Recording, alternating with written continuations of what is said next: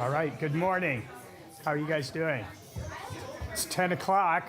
We're going to go ahead and get started. Maybe just to help me, how many people, just with a show of hands, how many people were here yesterday morning? Okay, cool. All right. How many people were here yesterday afternoon? All right. Well, that's good. All right. I wanted to make sure we didn't just were populated with a bunch of people that didn't have some of that foundational information. So as discussed, we're going to talk about dinosaurs. Who likes dinosaurs? All right. How many people are terrified of dinosaurs? Have any honest people here? All right. Well, we're gonna do something that maybe is a little different. We're going to talk about dinosaurs and the Bible, what the Bible might have to say about that. And you might be thinking, well, why would we talk about dinosaurs in church? But how many people here have heard the idea that dinosaurs roamed the earth over 65 million years ago? All right? Yeah, that is very common. And if that is the case, it stands against a clear reading of Scripture. And it's based on the evolutionary idea that would basically say that if that were true, if evolution were true, that man evolved from simpler creatures. And does the Bible say that? No. That there would be no God necessarily in an evolutionary worldview. Okay? The Adam and Eve, that would be just a story because we came from ape-like creatures, is what evolution would show. And that would mean that man is basically just a higher evolved animal. And if that's the case, then who decides what is right and wrong? Huh?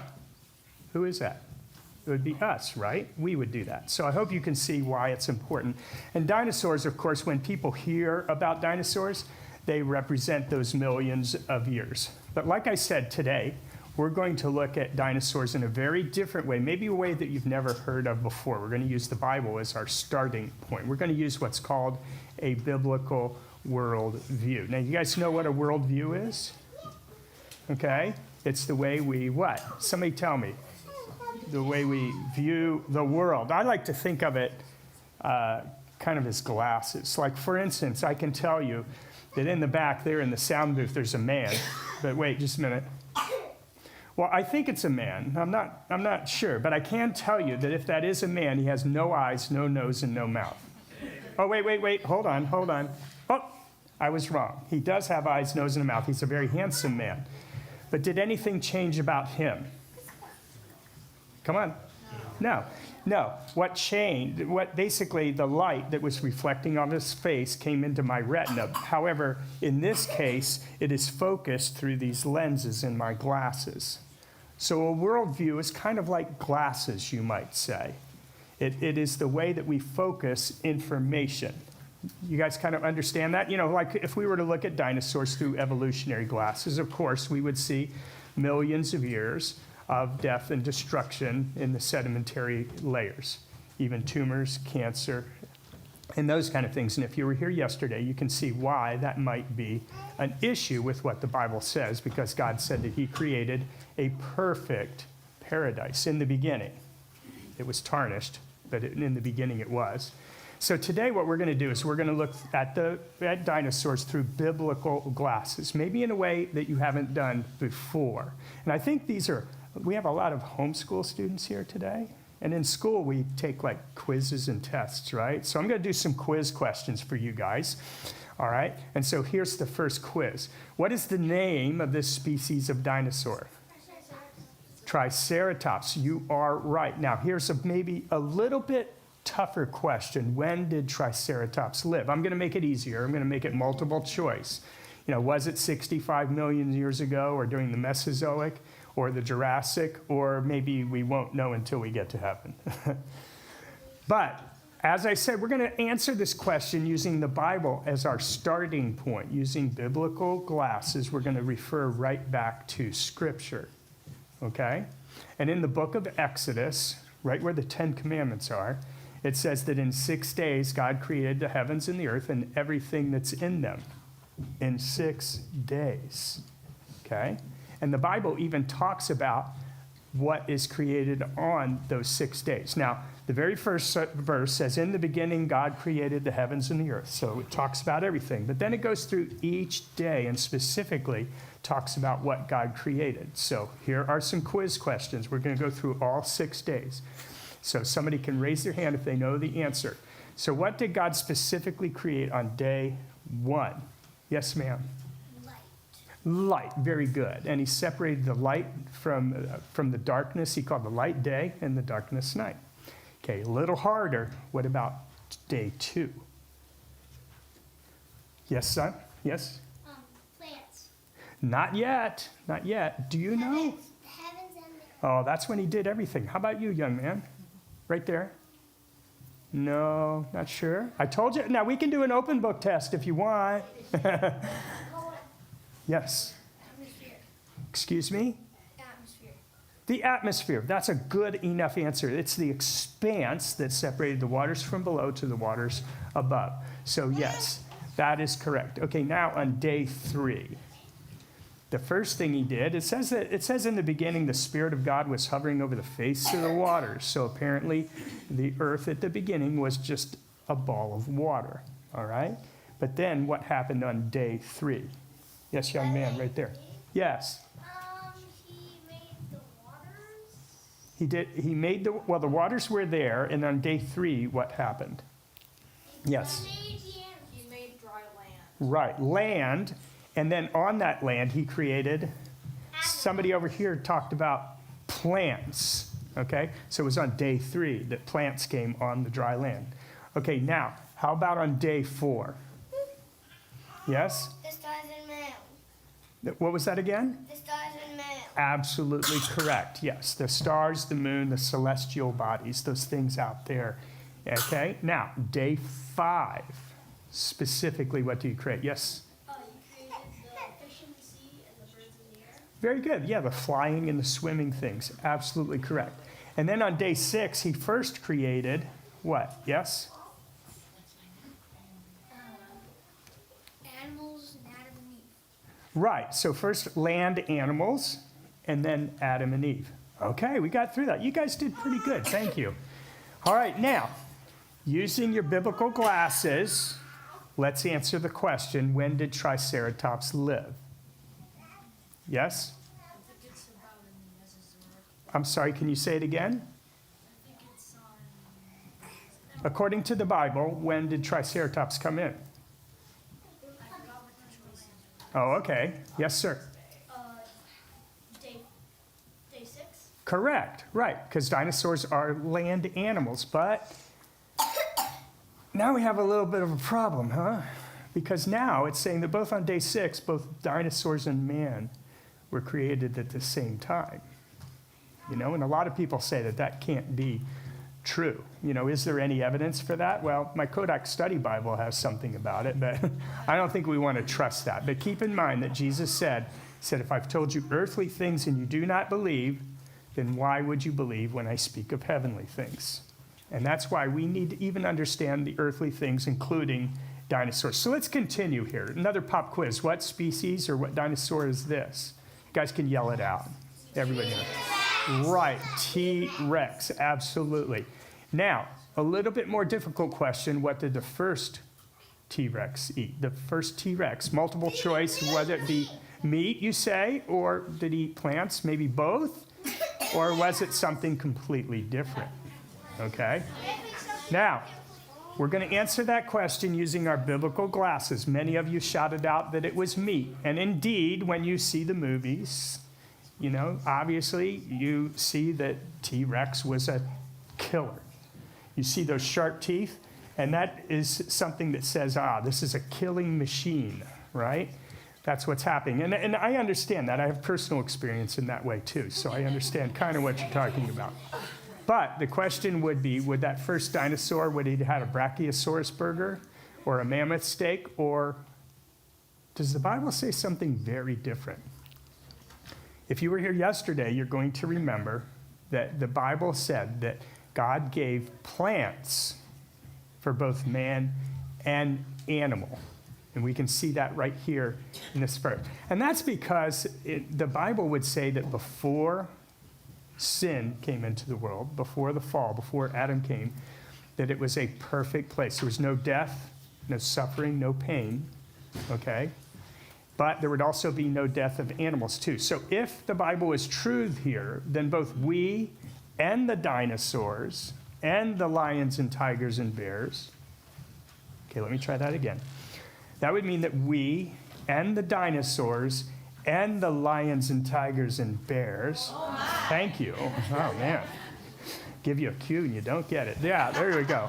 All right, would have been vegetarian because there was no death. It was a perfect world. And then you might be saying, but look at that. Obviously, sharp teeth, it must be a killing machine, right? So let's take a look at another species altogether. If you notice here in this skull, the teeth in the front look like they were designed to hold their prey. Teeth in the back are so sharp that they can actually cut a piece of paper. So, does anybody know what species this creature might be?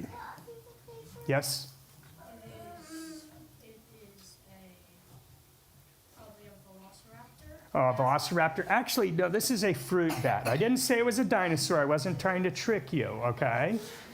Well, maybe I was a little, but here it is. That is the skull of a fruit bat. And you might say, that ain't meat until you find out what it is. Because guess what the main diet of a fruit bat is? Anybody want to take a guess? Fruit. All right, yeah, this animal does not eat meat. So in this case, sharp teeth does not mean that something eats meat. It means what? Has sharp teeth. It just has sharp teeth. Okay, how about this guy? What species is this? Anybody? Saber-toothed tiger, or perhaps it's a deer. And it is a deer. This is the skull of a deer that lives in Asia today, all right?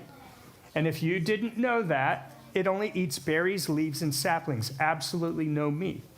So again, sharp teeth does not mean that something eats meat. It just means that it has sharp teeth. Okay, how about this? I'll give you a clue. This is a bear. It's a terrifying, ferocious panda that eats basically only bamboo, all right? And those teeth come in handy. Has anybody here ever carved a pumpkin, maybe even recently in the fall? Yeah? Young lady, what did you use to carve your pumpkin? What did you use to carve your pumpkin? Yes, I'm speaking to you. A carving knife. Was it sharp? Right. So it's more like a saw, but it was sharp. So here's the thing. I know that the next picture that I'm going to show you might make some people laugh, but keeping your biblical glasses on, does this make sense? Okay? So I've shown you, and I could show you at least 100 more animals that have extremely sharp teeth, that the first thing you would say is that it was a killing machine that eats no meat. So that is the case.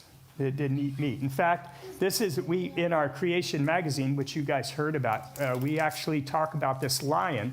His name is Tyke. It was brought to the United States by a Midwestern farmer, and he thought it would be a good idea to have a lion on his farm. But when this little baby lion came in, he, of course, presented it with meat, but it wouldn't eat any meat. It was still on milk. And as it was getting older, it continued to not eat meat. The vet actually took some drops of beef blood, put it in the milk, and it would shun the milk away. This lion lived its entire life without ever having meat, and it lived to be old and healthy. In fact, there was a lion in an Italian zoo that ate only a spaghetti with a particular vegetable sauce. And if the spices weren't just right, this lion would shun it away, and it never ate meat. You've heard of finicky cats? Well, that might be the case here too. Next question, were dinosaurs, according to the Bible, were they on the ark? Yes. You got to remember that the Bible does not say that God brought two of every kind of animal except for dinosaurs onto the ark. But that leads to the next question. How did all those dinosaurs fit on the ark? You know, it seems that Noah has a space problem. But again, we want to use our biblical glasses. And one question we need to ask is, how big was the ark? Well, the Bible actually specifically gives us some dimensions.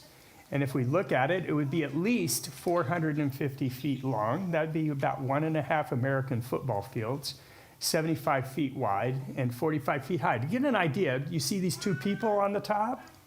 That's to give you an idea of how big this vessel really would have been. In fact, it would be so big that it could hold 522 railroad cars. That would be a train 8 miles long. You have trains here in this town. I've seen them, but not 8 miles long. We're talking about, in fact, if all those train cars were stock cars that are designed to hold animals, it could hold as many as 125,000 sheep. And sheep are only 11% larger than the land animals that are on today. So we're talking about a lot of animals. So this is more like it is. Here we have what's called the great sauropod dinosaurs right here, to give you an idea of how big these animals would have been. Those are pre-adolescent sauropods, and they would have easily been able to fit. The ark looked nothing like this, okay? And yet there's so many storybooks out there that portray the ark like that. And we need to get these ideas out of especially our children and our grandchildren's mind. Because you see, we're talking about not a story, but the Bible would say that the flood and Noah's Ark was history. And we need to see it that way. And if you do see the little giraffe sticking its head out, smiling, keep in mind that this was an incredibly destructive and judgmental event. As you may know, everything, all the people outside of the ark, except for those 8 people, perished in the flood. It wasn't a happy time, it was a time of judgment. Now, we're talking about how dinosaurs fit on the ark, and you might be going, yeah, but they're so huge, right?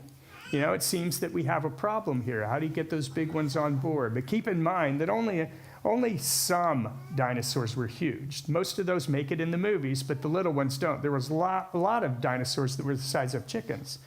They don't feature those in the movies too much, because if you could just go like that, it wouldn't be quite as scary in the movies. But keep in mind, they weren't all that big. Now, this was my young son's toy dinosaur that he had when he was a young boy. And his mouth even goes rah, rah, rah, like that, okay? Oh, you're going to want to see that? Anyhow, this was his. And I remember I would have friends over, adult friends, and I would come over, and he would come up and push this into their face and go, this is a life-size T-Rex. This is life-size. This is full size. But is this really full size? No. It's the size of a chicken. Wait. Really? Because you know what? A T-Rex originally came from an egg. All right? The largest dinosaur egg, fossilized dinosaur egg ever discovered is about this big, just a little bigger than an American football. And out of that egg came the great sauropods, the huge, huge ones. So keep in mind that dinosaurs did start out small, okay?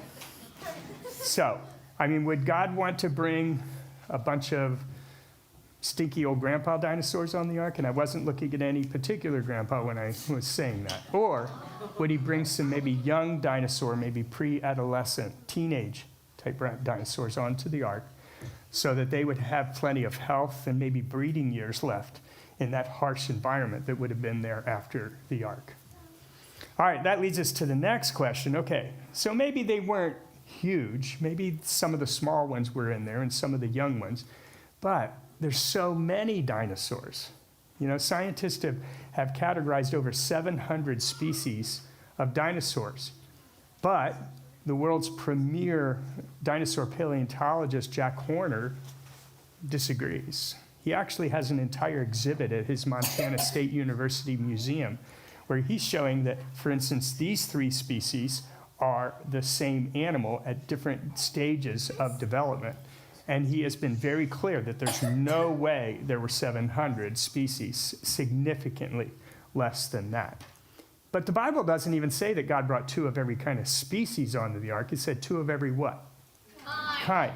So we need to find out what would we mean today when we use the word kind. Now, in order to explain that, I'm going to use something that maybe you're more familiar with. And we talked about this a little bit yesterday, and that's dogs. Now, on the left there is Gibson.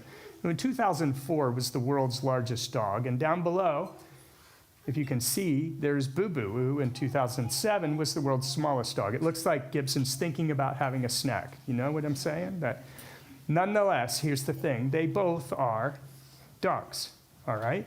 And interestingly enough,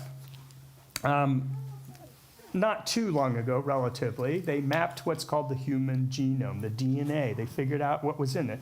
And the very next animal that they mapped was the dog. They went and mapped the DNA of dogs. And what they discovered is that all dogs that are alive today descended from a common ancestor, and it was dog-like. You might even say, using biblical glasses, it was a dog kind. And they even put it on the cover of this magazine when they discovered it. And it was probably wolf-like, all right? Because when they look at the DNA of wolves, they see a lot of that in dogs today. So now, how can we apply that to dinosaurs? Well, what species is this guy? You can yell it out. Triceratops, absolutely. But you see, Triceratops belongs to what's called the ceratopsian type of dinosaur.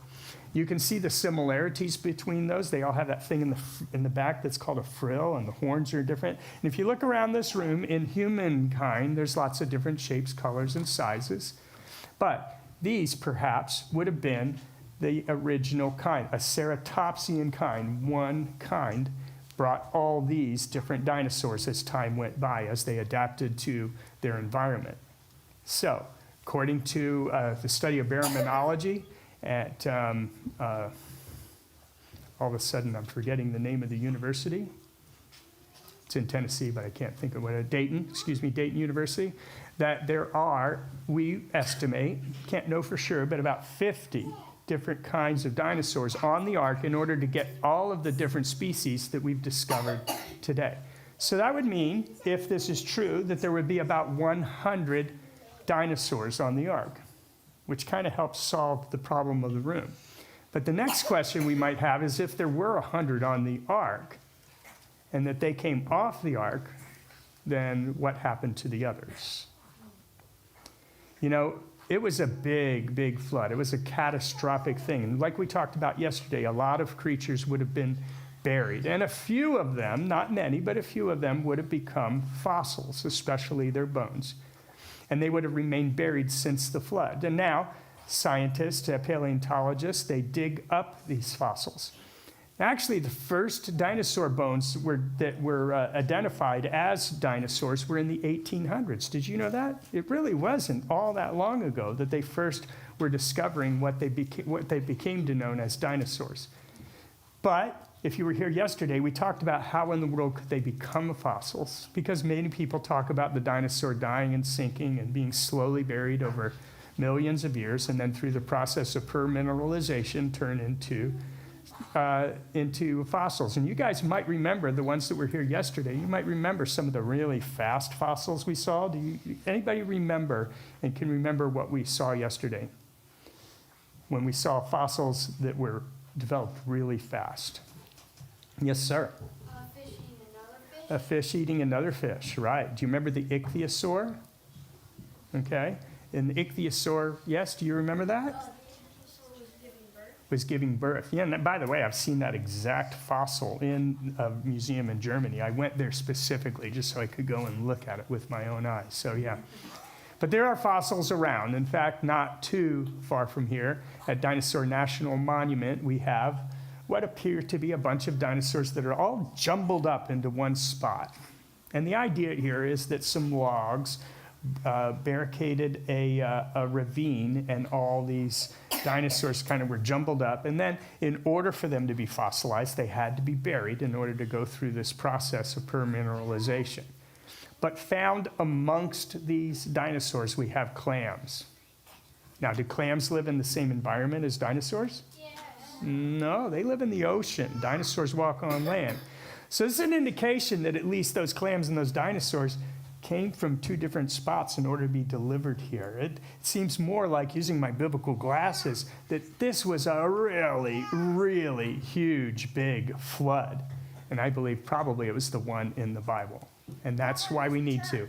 And I already shared this with yesterday. Yeah, fossils are one thing, but as you remember, red blood cells have been found in dinosaur bones, right? And she couldn't believe it, this particular discovery, which has been repeated many, many, many times. And they even found soft tissue, and it could be stretched. This is the first one, and it's been repeated a number of times. In fact, here's another video of some inside from a triceratops horn, and you can see how it's soft. But she even said it was totally shocking. I didn't believe it until we'd done it 17 times. In fact, they've even found fossilized dinosaur skin. Imagine, how in the world could that be fossilized? So the question is, does that represent a slow and gradual process, or was it more of a sudden catastrophic event? You know, for example, here on the right we have Protoceratops, and down on the on the left we have Protoceratops, and on the right that's Velociraptor, who has its arm inside Protoceratops' mouth. Now, they didn't stage these bones in the museum. This is exactly how they were found in the matrix in the sediment. They were in this position. Now, were they slowly? Does this look like it's possible that they could be slowly buried over millions of years? No, because they wouldn't be just holding that position like that, right? There would be decomposition, all kinds of things, but they're held intact. And this is evidence, I believe, of slow burial. Now, there's only about 1,200 complete dinosaur skeletons in the museums today. And by complete, I mean mostly complete, what they consider to be complete. However, there are actually perhaps 1 million of these. That's dinosaur tracks. These particular were from probably a hadrosaur. We can tell by the spacing in the two toes that went into the ground. But you see on the left leg, its footprint is planted while the left one is dragging just on its tippy toes. It seems that this dinosaur perhaps is becoming buoyant as it's trying to travel uphill. And across here, we have ripple marks that are preserved in the fossil record, meaning that the water was going across this layer at a pretty decent speed. And to me, it shows a dinosaur in terrific peril that was about to succumb to a flood. I think in this case, a worldwide flood. All right, now, talking about the Bible, is the word dinosaur in the Bible? And the answer is no. No, it's not. But you remember, does anybody remember what I said earlier about when the first dinosaur bones were discovered and identified as dinosaurs? How long ago was that? Not long ago. It was in the 1800s. In fact, this guy here invented the word dinosaur in 1841, which means terrible lizard, all right? But keep in mind that the first English translations of the Bible predate the discovery of dinosaurs by quite some time, all right? So the word dinosaur wouldn't be in our English translations of the Bible.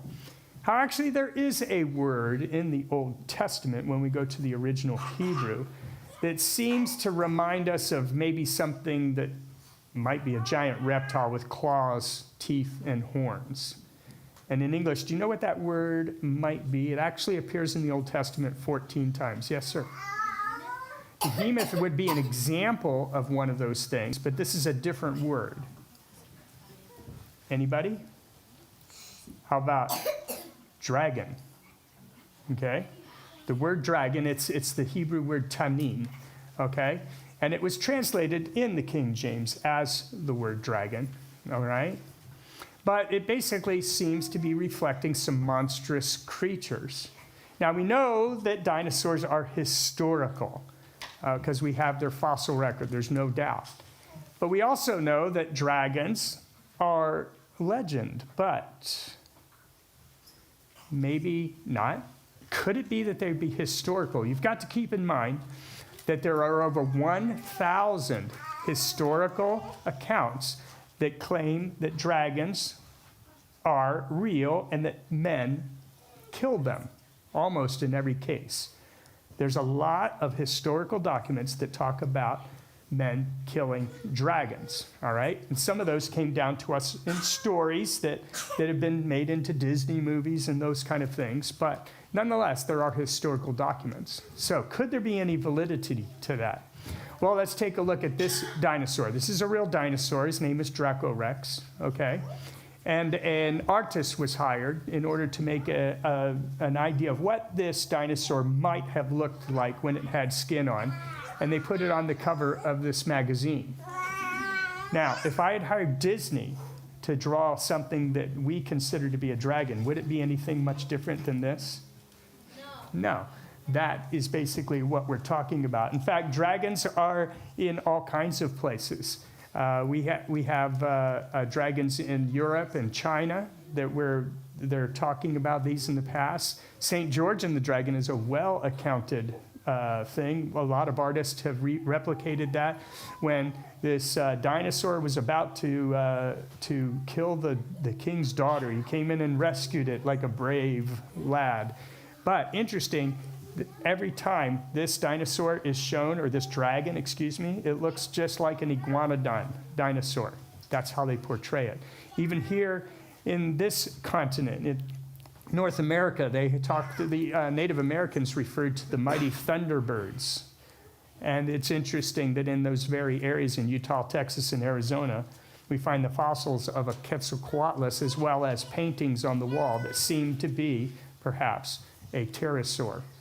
And going back into Europe in 1496, Bishop Richard Bell, this is his tomb in Carlisle Cathedral, and in the brass carved around his tomb, there's a fish, a dog, a pig, and a bird. One of our books, unfortunately not one that we have with us, shows all these. But then also this creature right here. Seems to have a long neck and a long tail. Now, this was hundreds of years before the first dinosaur bones were discovered. So how did these humans know what these, they called them dragons, might have looked like? Or take a look at this. Here is, down below is a Protoceratops, and up above is a carving in stone that's about 4,000 years old that was found in China. It looks a lot like a Protoceratops. Or if you go into Cambodia at the Angkor Wat Temple, I'm going to zoom in on that middle one, and you children kind of probably can identify this. What is that? Stegosaur. You can tell by the alternating plates on the back. It is a very, very close resemblance to what we know as a stegosaur. However, this was almost 700 years before the first stegosaur was discovered. How did they know what it looked like? Do you guys, using your biblical glasses, do you understand what we're talking about here? It seems that maybe humans did know what dinosaurs are. We do have a book back there called Titans. If you guys want to get a really cool little hardback book that'll refer to all the dinosaurs, this is one that you guys can consider. And some of the artwork that we're talking about is in that book. However, does the Bible say anything about dinosaurs? No. Well, there was one guy that was in the Bible that lived after the flood. His name was Job. And there's a book written about him. Okay? You have that book. It's in the Bible. Yeah. Okay? And it's interesting because some really, really bad stuff happened to Job. He had some really bad things happen, and he was asking God, why? And his friends came and gave him answers, but it wasn't until later that God came and answered his question. Sort of. He basically came and he said, Job, have you seen what I created? It's almost like he took him through the zoo. You might say in the various chapters, he went through and talked about some of the mighty created beings, as well as the way that he created the world, and said, Job, could you create that? He's basically saying, I'm God, you're not. Trust in me. And Job eventually bowed his knee to him. But in chapter 40, this creature that somebody back here mentioned, Behemoth, is mentioned. All right?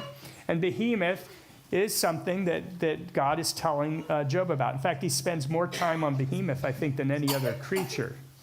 And there's a lot of speculation. There was a footnote in one English Bible one time that said maybe this was an elephant or a hippopotamus, because it says it's a colossal, huge creature. So let's compare that to sauropods, the really big dinosaurs. Okay, it says that he eats grass. Okay, so do elephants eat grass? Yeah. How about hippos? Yeah, they do. How about a sauropod? Well, actually, they do, even though, like, for instance, in this museum, grasses, they say, didn't exist at the time of dinosaurs. But we know that most dinosaurs were actually what we call vegetarian. They didn't eat meat. Now, I don't know if you know that, but most of them didn't eat meat. But what we do is we find evidence of this in coprolite. And this is a piece of coprolite right here. Does anybody know what coprolite is? It's a big fancy name for what? Stone. What? Stone. Okay, it is stone now, yes? Fossilized dino dung. Dino dung, dino doo-doo, that's right. And inside dino doo-doo, we do find that dinosaurs indeed did eat grasses. So that kind of does that. It also tells us that it had limbs like bars of iron, so big bones. Do elephants have big bones? Yeah. Hippos? How about dinosaurs, especially sauropods? Yeah, they have big bones. So far it checks out. Then it says its tail was like a cedar tree. And keep in mind that the temple and different buildings built back then were made out of huge, monstrous trees that were made out of cedar. But does this look like a cedar tree to you? So perhaps Behemoth was one of those great sauropods. And toward the end of chapter 40, it says that he could stand in the river Jordan during flood stage and keep his head above water. Now today, the Jordan floods at 45 feet deep. But I can tell you this, if that were the case, an elephant nor a hippo could stand against that kind of thing. But a sauropod might be able to do that. And then, as we start getting to a close, the question would be, if they came off the ark, then where are they now? Now, there are some great theories. Recently, the great asteroid impact theory is probably accepted as one of the great things. And the evidence for that asteroid impact is very solid in and around the Yucatan Peninsula. So there's no doubt that that probably happened. And perhaps, although the Bible doesn't say that, perhaps that was one of the destructive events that God included when this judgment came on him on the earth during the flood. But even though that occurred, we still have turtles, crocodiles, snakes, and mammals, but it's told that it brought dinosaurs. So the bottom line is, we don't have a time machine. We can't know exactly why the dinosaurs died, but I can tell you today exactly what happened to the dinosaurs. That's what we know.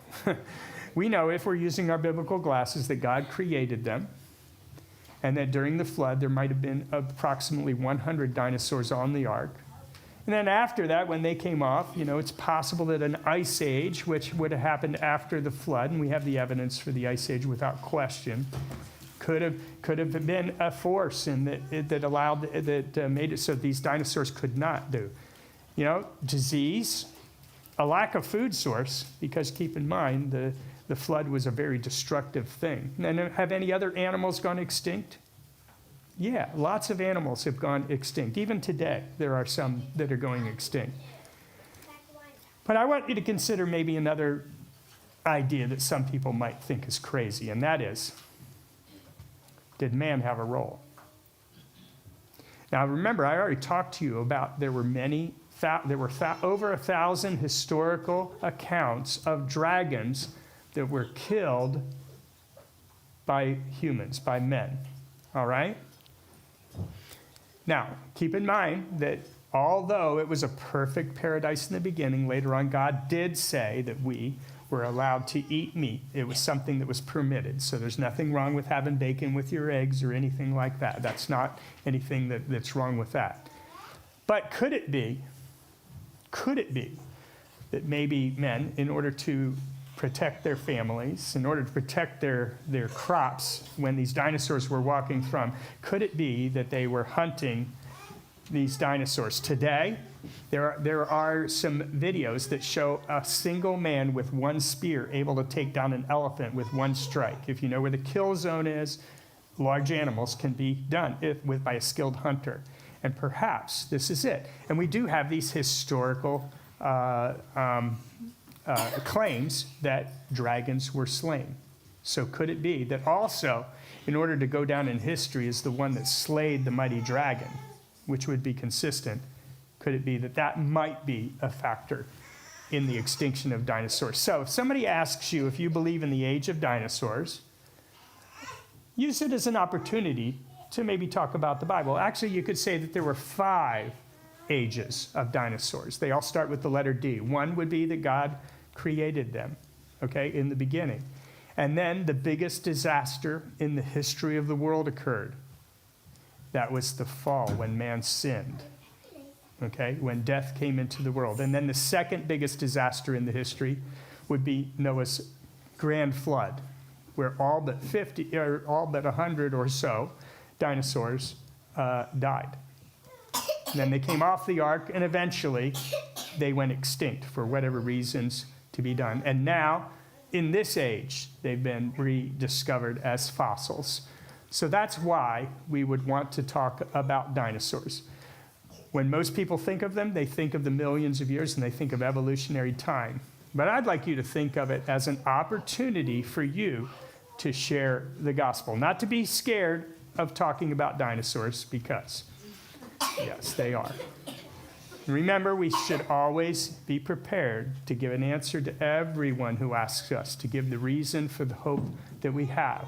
So if we're sharing about Jesus to a friend, let's say they think the Bible isn't true, and they might have a lot of questions and a lot of challenges for the Bible, including things about dinosaurs and very many other things. And if we haven't prepared ourselves with the answers, it can make a huge difference in their life. And by the way, if our kids and our grandkids come home and ask us questions and we don't have answers, I can assure you that's a big thing. We need to have a defense for our faith, and we've talked about that. So evolution, obviously, usually gets credit for forming those dinosaurs over millions of years. But I just want to remind you today that the Bible would say that dinosaurs are God's creation, and we should give the Creator glory for what he has made, just as he said to Job. And Job bowed the knee and said, "You are the Lord and God, our Creator." Okay? So, that's it for now. I just want to go ahead and let you know that we'll go ahead and do a little bit of question and answer time if you guys want to do that. So, if you will raise your hand if you have a question regarding the subject we talked about today or anything yesterday, please let me know. Put your hand up. All right, yes, young lady.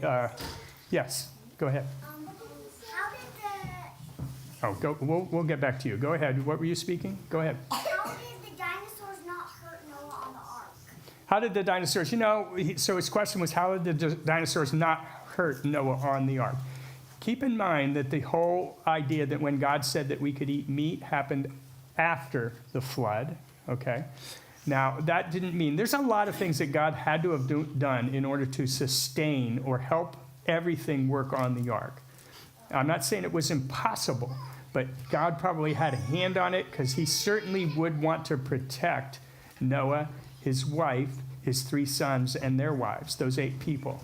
So you can keep in mind that the flood was a miracle, and there are certain things that God probably did in order to make sure that everybody stayed safe and made it through that long time. It was over a year, just a little over a year that they were on the ark. So, I saw on the picture that they had cages for it.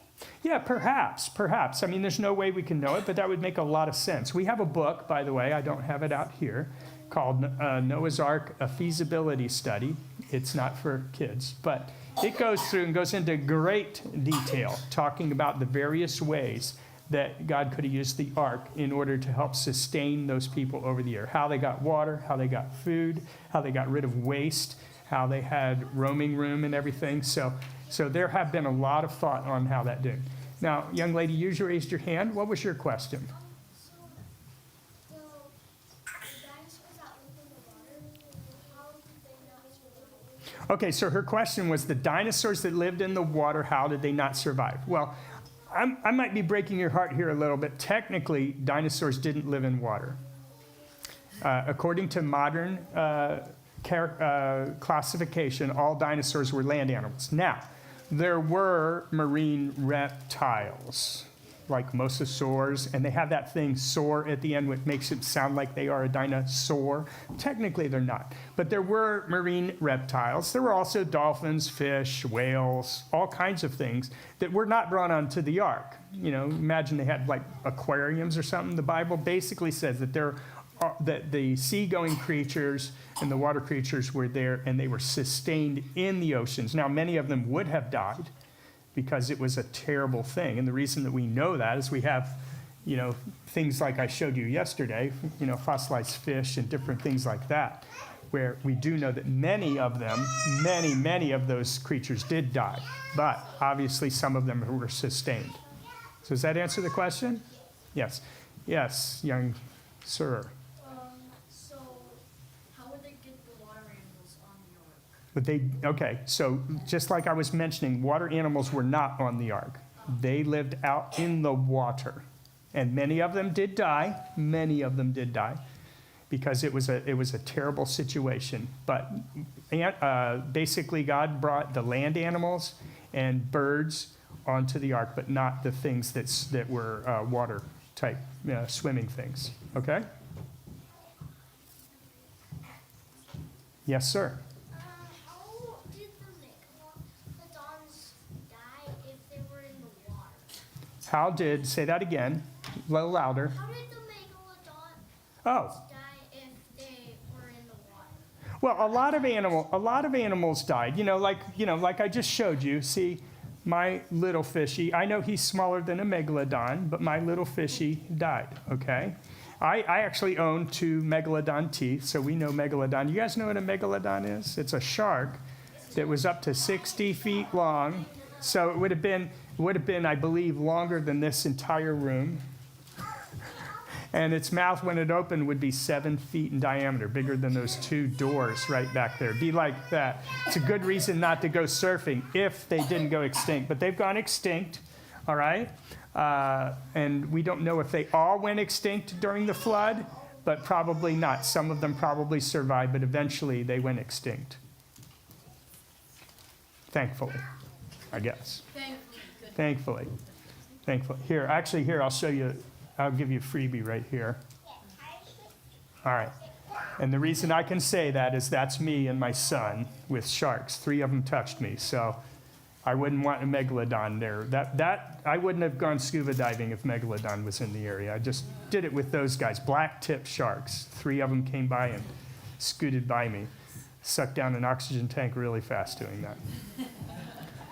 Yes, ma'am. Did any other animals go extinct? Yeah, millions of species of animals have gone extinct over history. A lot of animals have gone extinct. I have 4 fossils of an animal called trilobite, which is kind of a little like a horseshoe crab. It's a crab, and we know they went extinct. There were lots of animals that went extinct, yes.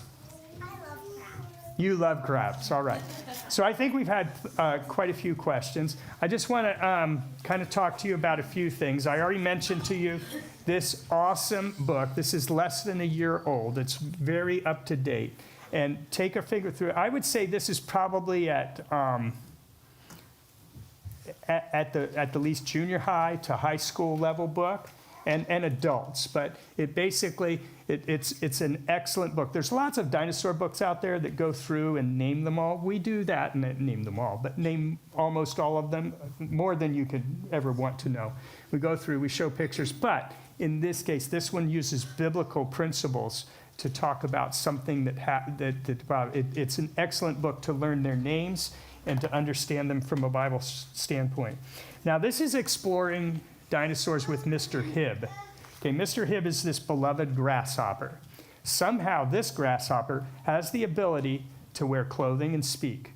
I don't know why, but what he does is he guides you through to talk about dinosaurs or geology. These 2 books are great. They're written and aimed at middle school level, but an upper elementary that is pretty bright might be able to handle that too.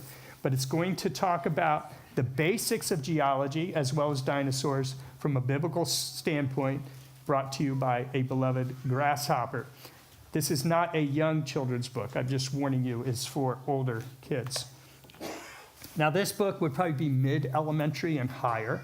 This is our answers book, which you heard about a lot yesterday. In fact, this book, if there's any book you're going to buy, it's the answers book or the starter pack. But this is the answers book for children, for kids, okay?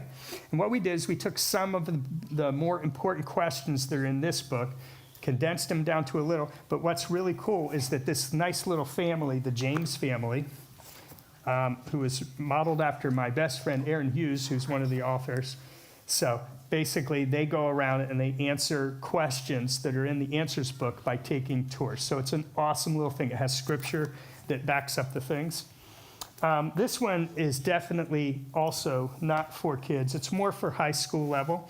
Brand new book also in the last year that's been developed, Biblical Geology 101. Geology is pretty exciting. It has evidence for the worldwide flood. But this is going to go through and explain to you some of the basics about geology as well as those things. And then lastly, although there are more things for you to check out, and I'll answer any questions, this actually is or can be used as a homeschool curriculum book. Okay? This is going to go through and talk about, it's called A Question of Origins, all right? So it's specifically about some of the things we've talked about. However, online, for free, on our website, you can do vocabulary review, chapter review, there's maps and tests and a final exam. So you can use this book as a sort of textbook. And I would, again, say this is probably, please take a look at it. This is not for children, real young children. This is more middle school to high school. But it's something you could grab now as some of these kids. I see some kids that are maybe high school age, but as your kids grow up. All right? So again, as we get this information out, I'm going to repeat something I said yesterday, and that is to always be prepared to give an answer to everyone who asks you, to give the reason for the hope that you have. But please do it with gentleness and respect. That's what the Bible says. Gentleness and respect. We need to do that. Okay. Thank you guys very much. I appreciate it.